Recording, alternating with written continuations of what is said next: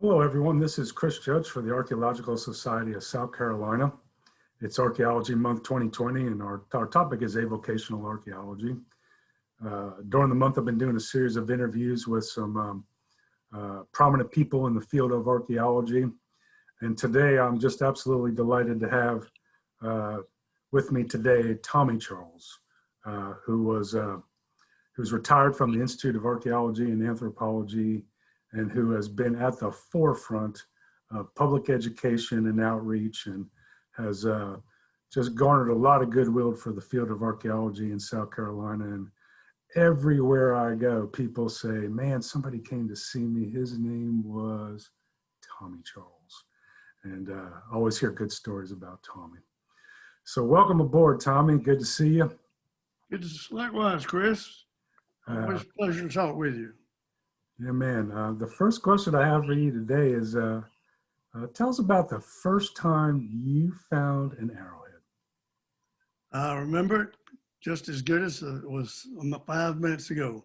You got to go back 78 years. Right after World War II, at the onset of World War II, my dad was in construction, and he was working on military projects. So they sent him all over the eastern seaboard working on essential projects that the government considered essential anyway. And the first thing they did, they sent him down to Palatka, Florida, to build an emergency landing strip for fighter planes that were in training nearby, pilots and so forth. And they were working 24 hours a day, 7 days a week, 2 12-hour shifts. And on occasion, we would go out and watch them work. There was no OSHA in those days, or you could pretty much do what you wanted to do. But I was 10 years old at the time, and walking along in one of the areas that had been graded out, I saw an arrowhead. I picked it up. That was the first, but it lit the fuse right then. And I knew from that point on that I wanted to explore and learn more about Native peoples. So anyway, as Dad was sent all over the country, the eastern part of the country, and everywhere we went, in Georgia, Illinois, on and on and on, I would go out in the fields and scrounge around and see what I could find. And I would talk to the kids at school and tell them about my interest in it. And sometimes they would just give me things, bring arrowheads in and say, here, you can have it. On a few occasions, I had to pay a nickel for some really good ones. But anyway, that kept going for years, and wherever I went, I did that. And I got interested in going to the museums and et cetera, et cetera. And in roughly 1968, we had moved back here to Columbia, the wife and I and the family. And I was collecting pretty hot and heavy by then. So I went just south of Casey, in West Columbia, in Casey, to a site that I learned was called the Taylor site. And while I was collecting there, I saw a man digging across the road from where I was. So he had a screen and he was throwing dirt in it. I said, well, that's pretty neat. Let me see what he's finding. So I went over to introduce myself, and it was James L. Mickey. And I kind of consider James the godfather of collectors, amateur archaeologists in South Carolina. But anyway, he told me what he was doing, and he was doing a formal excavation, and said, how about assisting me with it? So I said, yeah, I'd love to do that. So anyway, after work every day, I would go out and we'd work. We had the lanterns we'd set up after dark, work till 10, 11, 12 o'clock at night. And we completed that excavation. And then we went on down on the Calhoun County on the Congaree River to the Bikes Bluff site, and we excavated that. Well, fate kind of interrupted at that point, and I had to get back on the road again, travel. The company was sending me everywhere. So it was about a 10-year interim before I got connected with Jim again. And during that time, Jim went to USC, got a BA in anthropology. He went to Tennessee and got a master's, and came back, and USC hired Jim. So Dr. Robert L. Stevenson was the director at that time. And Jim and Dr. Stevenson apparently got along pretty good. Jim convinced him that they should do a collector survey, and that the benefits would would be enormous if we could tap into the knowledge of all the people in the state that collected Indian artifacts. Nobody knows the land better than those people that live on it. The hunters, the farmers, the fishermen, people, they knew where everything was. So anyway, they approached Archives and History about funding a survey like that. And they agreed to fund it for 3 months. And said, well, who are we going to get to do this? They didn't want a PhD type person. They wanted somebody that could say shucks, you know, and darn and gosh darn, on and on, you know, and get out and kind of relate to the people that had a background in collecting themselves. So Jim told Dr. Stevenson about me. Well, I had been injured in an accident in construction, and I had been laid up for quite a while. So they called me and they said, we've got a proposal for you. I said, how would you like to come and work with us for several months while you're recuperating until you get ready to go back into construction work? I said, well, I'd love that. So we did. And it went well enough that Archives decided they would fund it again. Not back to back, but each year that they were willing to do it. So, okay, what do I do with old Tom in the meantime when we're not out chasing collections? Well, they put me out excavating with Jim, Mickey, Al Goodyear, different people, Stan Sal, whatever. And then each time that the collector survey was refunded, I'd go back to that. So over the course of from 1979, September of 79, until I believe it was June of 86, somewhere along in there, we recorded roughly 350 collections of artifacts and recorded a little more than 800 sites. And I don't remember how many collections we had donated during that time to the Institute, but a good number. So it was a very successful project and one of the most fun things I've ever done in my life. It's just so many great people out there that just welcomed me into their homes and had a great time talking with them. And I reached a point I didn't even want to knock off at the end of the day or at night or whatever, you know. It was that much fun. So Dr. Stevenson, he passed away, and they hired Dr. Bruce Ripetoe as director. And Bruce liked that concept of working with the public tremendously well. So I still continued to do a lot of that thing, but it was no longer funded by Archives and History. And I still continued to work on excavations and stuff. So one day he called me in and he said, how would you like to go to be in the research division? And I said, well, I'd love that. What do I do? He said, well, you just create your own work, raise your own funds, and just do what everybody else does in the research division. So that's really how I got into it, and the reason I stayed there for 30 years. So it went quite well for me.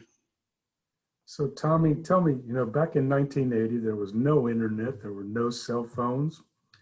How did you get in touch with all of these people that had collections of, and people that were willing to have you on over to the house? Well, word of mouth. Once you know one collector, you know a lot of collectors.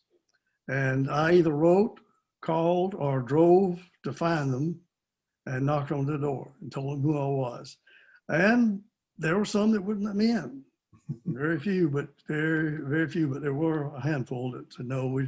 They were afraid of the government, and they're afraid somebody was going to confiscate their collections. They had heard some bad tales. There had been some bad blood down on the Savannah River over in Georgia with confiscation of a collection over there, I think, by the government off of Briar Creek. And that tale got around. So I had a little problem down in that area for a little while, but gradually overcome it. But that's how I met the people. And one would say, well, yeah, I know so-and-so and so-and-so. And let me give him a call. Maybe he'll let you come see him. And they did. And it was just a great experience. And I benefited from it far more, I'm sure, than the collectors did. But it's been a wonderful experience working with the Institute all those years. And I miss it. Now, I've met a lot of those people that you reached out and touched, Tommy, and I think that it was a win-win situation, really going in both directions. Let me change gears here a little bit. Tell us about some of the most interesting things that you came across in looking at people's collections around the state. Well, the huge preponderance of collections are what we call field grade stuff. They're not really exciting unless you're really into stone tools and axes and pottery. And, you know, you get a lot of broken stuff, damaged stuff. But after you get into it and kind of learn to read them, so to speak, it starts to tell you a story about the time span that these people were here, where they were settled here as opposed to here, what kind of stone tools they used here as opposed to, say, another part of the state. What kind of material did they make those tools out of here as opposed to, say, 50, 100 miles away? So it's a story that you put all this together and then you start trying to interpret it and learn from it. And of course, that was the purpose of the survey to start with, was to learn about the resources throughout the state and how they might be incorporated into future research. So I learned a lot. It was kind of a learn as you go experience. I didn't know a huge amount about the typologies and the stone differences and stuff. So I was learning as I went as well. And if I had to do it over again today, I could do a much better job. But that's hindsight. But that's how it went, you know. And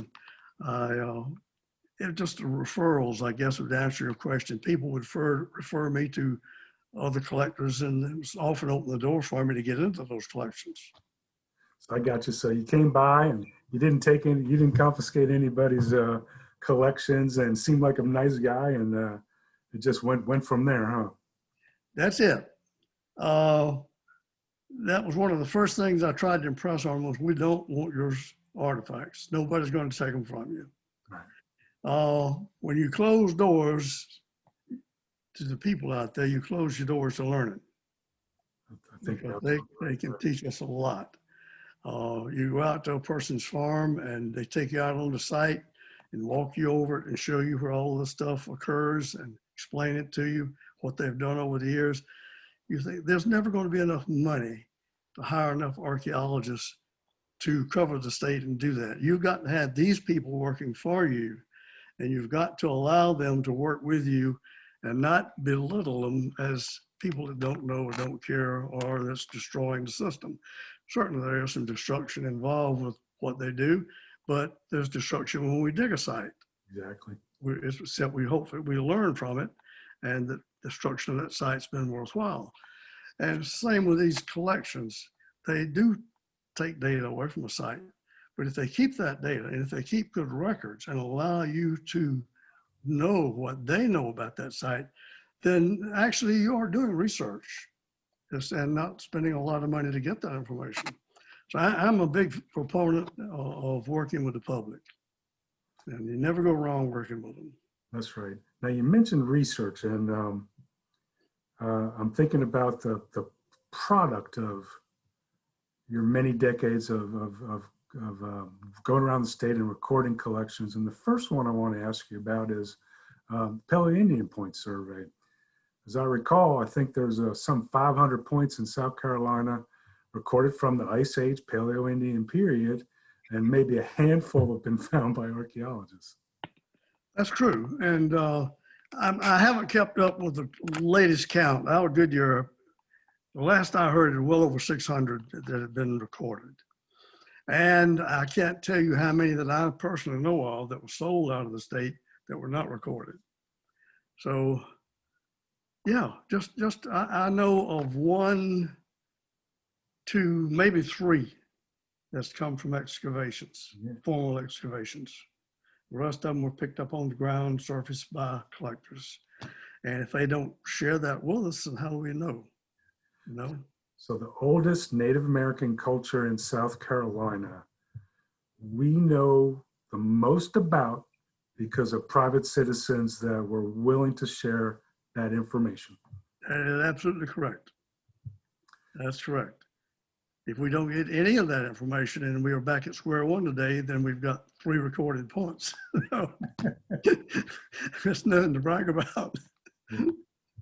So, The second product of your just incredible contribution that you've given to South Carolina archaeology is you and Chris Moore, Dr. Chris Moore, got together and wrote a book on the Chipstone tools of South Carolina.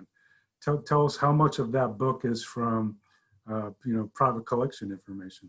Well, most of it, my part of it, stemmed from private collections, data that I had collected over the years. Chris, being the brain of the two, refined that and did just tremendous work with plotting these distribution maps. And frankly, that's the better part of the book. If you really want to know what happened, look at his part, and you can. I have pretty pictures. He has knowledge, yeah. So it was a good collaboration. The thing about it is, many of those points are still in private hands, but they're now mapped on the landscape of South Carolina, so we can say, hey, look, all that kind of point, they're concentrated over in the coastal plain, or that point seems to be concentrated over in the Western Piedmont, and it's amazing to me to think, the contribution of the public once again for archaeological research. It's just paramount to what we do. The third project I'd like you to tell us about is I started teaching at USC South Carolina about 20 years ago, and I remember a student asking me about petroglyphs in the state, and I remember my answer was there might be one or two. Tell us about your petroglyph study, your rock study. When Dr. Ripito put me in the research division, I wanted to do more work in the Piedmont because there's so little been done up there with formal archaeology. But it was actually triggered by, I had a call from Anderson, South Carolina. A young man had found some markings on a rock, and he sent me a photograph of it. So I visited and recorded it. I had no idea what I was looking at. I'd never seen a petroglyph. I knew they existed, but beyond that, that's all I knew about them.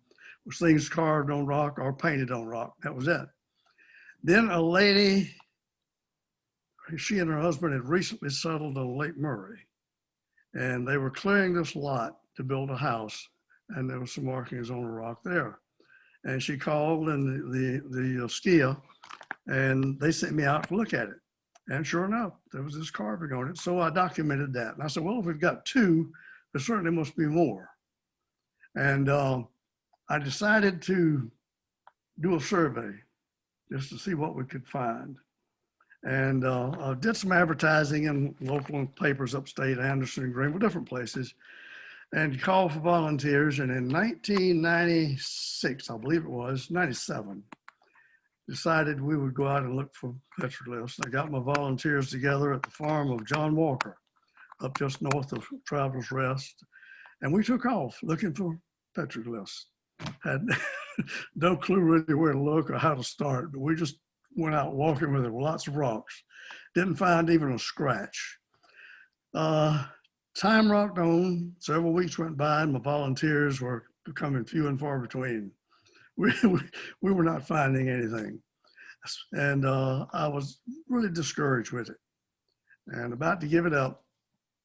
And I had a call from a fireman over in Anderson. I believe it was Building Honeycraft, I believe it was. Anyway, he said, I know where there's some markings on a rock.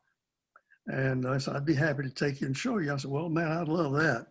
So anyway, the place he took me was place called Golly Falls in Pickens County. It's Highway 11 and 178 intersection there. There's a golf course, et cetera, et cetera. And on that, there's some falls. Well, I met him on a rainy day, and we went into this place and walked across the creek. And what he wanted to show me was not a petroglyph. It was an old grist mill wheel that was in the stage of process of being manufactured, but had been discontinued. So there was no petroglyphs there.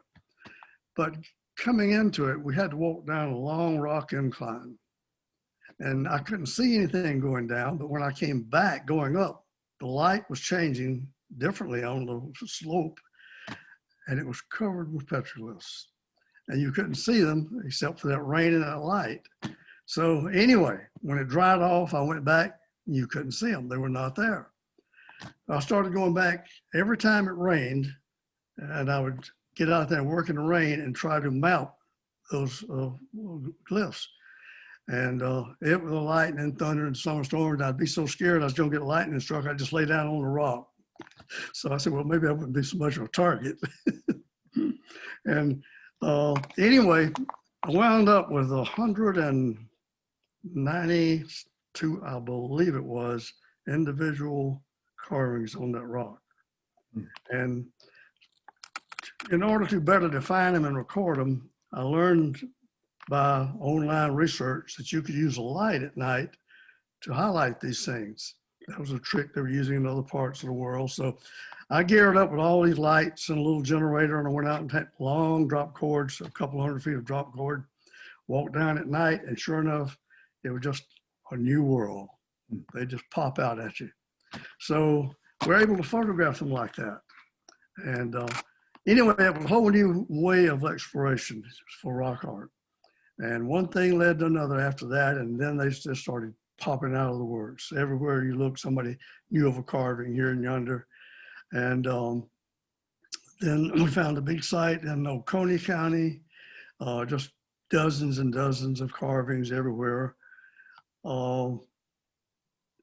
Then I hooked up with a fellow by the name of Dennis Chastain, who's a freelance wildlife writer in Pickens County. And he got me into a lot of the backwoods areas that I never could have gotten into otherwise. He had keys to all the gates for Department of Natural Resource property and private property, et cetera. And we found a number of sites, several of which were quite controversial. And frankly, I'm not sure whether they're absolutely all petroglyphs, some are petroglyphs, or none are petroglyphs. But they are being studied now by Gene Johnson and Mike Bramlett and Dennis. And they're putting quite a bit of time and some monies into the research of these to try to determine what we're looking at here. It's on the Pinnacle Mountain, the property of Department of Natural Resources. They're allowing them to do this. It's covered with circles, just hundreds of circles. Some are just perfect. You say, well, nature couldn't do this. And that was my first thought as well. But I studied the photographs over the years. And I found anomalies that were coming out that caused me some concern. So I kind of balked at saying we absolutely knew what we had because I didn't feel like we had any defensible evidence to back that up. And that's what they're looking for now, is to get some defensible evidence to prove or disprove whether these are truly petroglyphs created by Native Americans or whether we're looking at some natural phenomena. Either way, it's quite a find. But to assist with that, they've hired a lady out west. I can't recall her name, but she's at the cutting edge of microscopic analysis of petroglyphs. And by getting right into the carving itself and analyzing the split grains of quartz, et cetera, she's able to determine if it was hammered, scratched, or if these are a natural process. Anyway, they're bringing her in next year and having her examine the site and then get her opinion, and we'll know more about it. But it's also a really great project. It's a lot of good people I met. They finally came out of the woodwork with information about things they knew. And one of the more interesting things we found in this was actually a historic petroglyph called a circle and line.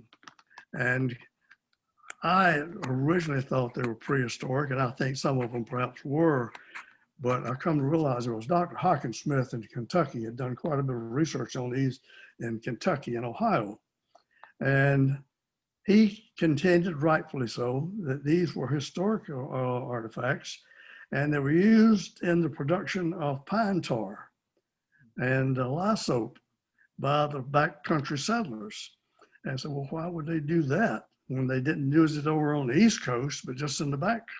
Well, my theory is that as you move further west, you isolated yourself from stores where you could purchase things.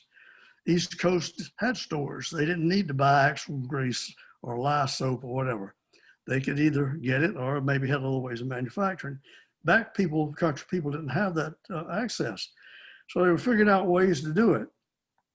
And they would take a wash pot, old iron wash pot in some cases, and fill it full of fat lightered splinters and turn it upside down over the circle and seal it in with mud and set a fire to it. And that would melt the pine tar without setting it on fire. And it would come down on this circle with the grooves in it.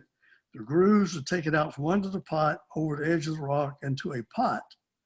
And they would have this pine tar, which they would use everything from medicinal purposes and treatment of flies and things in the cow's noses. It would get in the noses of the cow's sores. And they'd also use it to distill lye soap, or lye in the making of soap. And in fact, I see my grandmother do that, but they used commercial lye to do it. So yeah, it's just all kind of spin-offs from research that you get off on these tangents, you know, looking for little things that you never would have thought about until somebody brought it up to you. Once again, the public, I would never have known that. And it would never have been known that we had it in South Carolina if the public hadn't disclosed that. Everything that I knew came from somebody else telling me something. I didn't have to figure it out on my own. Sounds to me like you were a good listener. I was.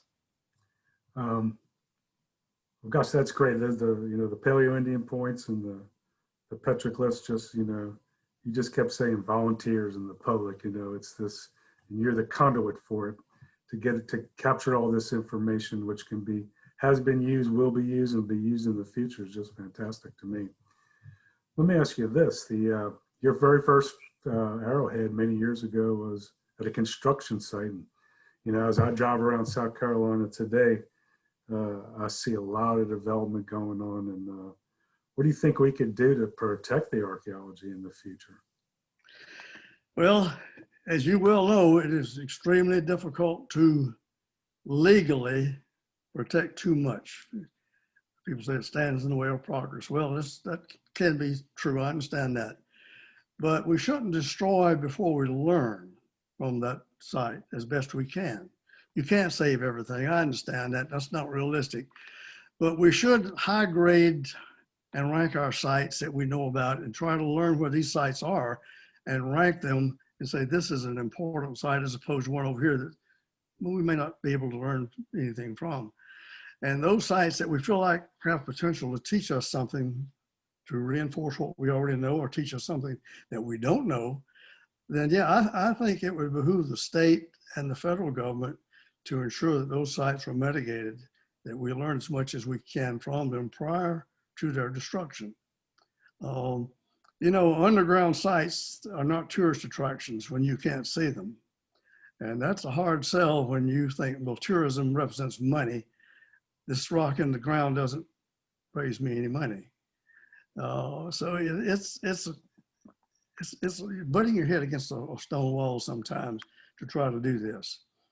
But you've got to make friends with the politicians. You've got to show them how learning and presenting this information that you get from all of this, it can be presented to the public in form of entertainment, in form of education. We'll all learn and know more about our past if we allow some of this to be done and are willing to fund it. It's a tough sell, as you well know, but we've got to try. Yeah. I have done my best over the years to try to convince collectors to prepare for their demise and to make plans to place their collections somewhere that they will be preserved, to teach them as they collect to keep the best records they can from day one when they pick up the first artifact, to start recording as best they can what they've got, where they found it, all the information that would pertain to that they have the knowledge to record. And then when they ultimately have to get rid of this collection, whether you die, sell it, or whatever, that information goes with it, hopefully. And it will be of future value to people. Otherwise, you've got a drawer full of stone tools that means nothing to nobody. I mean, they're absolutely useless except somebody likes pretty rocks. So what I hear you advocating for is that if you're out collecting artifacts and you're not a professional archaeologist, map your location, draw a map or put it on a map. We got Google Earth and all these wonderful tools today that we can use.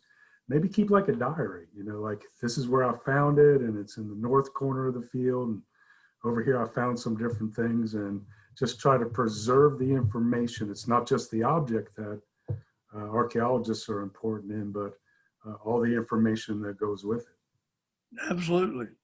I gave my collection to the Lawrence County Museum. It was pretty well documented, actually. I gave some of it to SCIA. I had given that all the Taylor site and all those sites on the Congaree River that I'd collected. I gave all that to SCIA. But I had stuff from Mississippi to Illinois, everywhere that I had picked up. And then my dad, he occasionally would acquire things for me and all that, but I kept records of it. And I knew I'm not going to be here forever. And I didn't want to leave it to the children to, what are we going to do with this? You know, it's not anything of particular interest to them. So I gave it to the Lawrence County Museum for a particular reason. In 2002, Dr. Terry Ferguson, the professor at Wofford, and I started collaborating on Piedmont research. And we subsequently excavated several sites in Greenville County, Pickens, and Spartanburg. And we formed a nonprofit called PAST, Piedmont Archaeological Research Trust. That didn't work out right. Piedmont Archaeological Studies Trust. Yes, sir. And we met Russ Burns who, from Lawrence. And Russ was on our board, and he funded quite a bit of our projects, assisted with funding. And he had a vision of building a research museum in Lawrence County. And towards that end, he wanted eventually for PAST to be incorporated into the museum. And that all the research materials would go into the museum there, and the museum would be a source for people like yourself or other archaeologists, many where they might want to come there to study collections acquired by research in the Piedmont. Well, Russ died, unfortunately, and it kind of hit a snag for a while. But then the COVID-19 came along and things kind of threw the anchor out. But they're up and running again now, and they're having a soft opening. I think it's on the 15th of November, something like that. But they've hired a lady, Laura Cook, as a director, and she seems to be doing a pretty good job there. So we're back negotiating with them again to take the collections that we have acquired from the Piedmont sites that we have excavated here now. And we've got a lot of materials there, and we want them to be considered as research collections. They're all documented, everyone precisely the best we can. They were documented in the field. I tell you, they're pretty darn good, to be honest with you, the records we've got. And one of the sites in particular, 38PN35, is probably one of the better stratified sites ever excavated in South Carolina. And the Cove site, one or two others, they're right up there at the top of the list. But we want that materials protected. And they assure us that they can do that in the future. So anyway, that's where we are with that materials. And that's the reason I gave my collection there as opposed to, say, SCIA. And that's it. That's a fantastic legacy for you. Now, that's right on the square in downtown Lawrence, is that what? It is. It is, right on the square. They're renovating two old buildings there. They put in new elevators, fire prevention, on and on and on, safety, alarm systems, et cetera, et cetera. It'll be a year or two before they fully get the entire museum up and running. But they've acquired some really nice collections. One is out of North Carolina. And so, well, what's it doing in South Carolina? Well, it's a big collection collected right across the river from where Joshua Coe did most of his work up there in North Carolina. It was a Dr. Crawford collected over the years on the Crawford farm there. Quite a few thousand pieces, really state-of-the-art stuff. Some beautiful pottery that he actually purchased from Mississippian sites in Arkansas and other places. State-of-the-art stuff. Anyway, University of North Carolina did not want it. They didn't want to fool the collectors. Shield Museum wanted it and offered him $500,000. I hope I'm not talking out of school. They offered him quite a sum to have it placed there, but they wouldn't promise him that they would display any of it or anything. He wanted it all kept together and at least the show items displayed. So Tony Harper came into the picture. You know Tony Harper? Yeah, tell us about Tony Harper. Tony Harper was kind of I met Tony in 1968, 69 in Newberry County while we were both collecting the same site.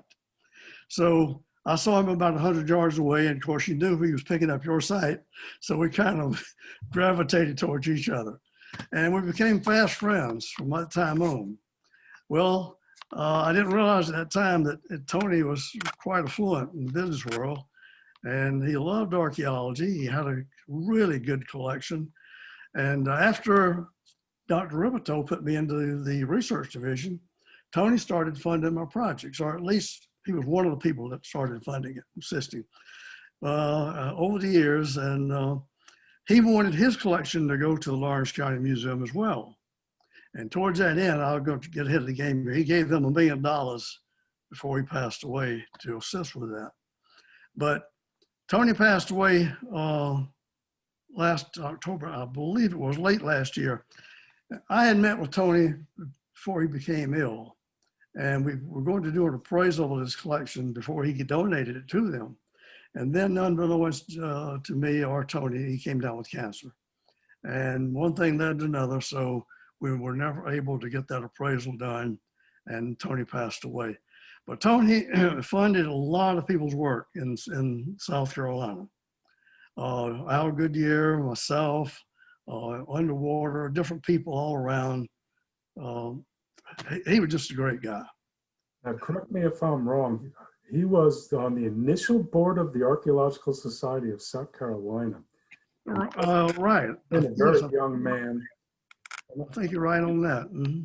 I think he was also in some way responsible for the birthing of the Institute of Archaeology. Didn't he like bring A.R. Kelly over from Georgia to talk to some legislators about starting an institute?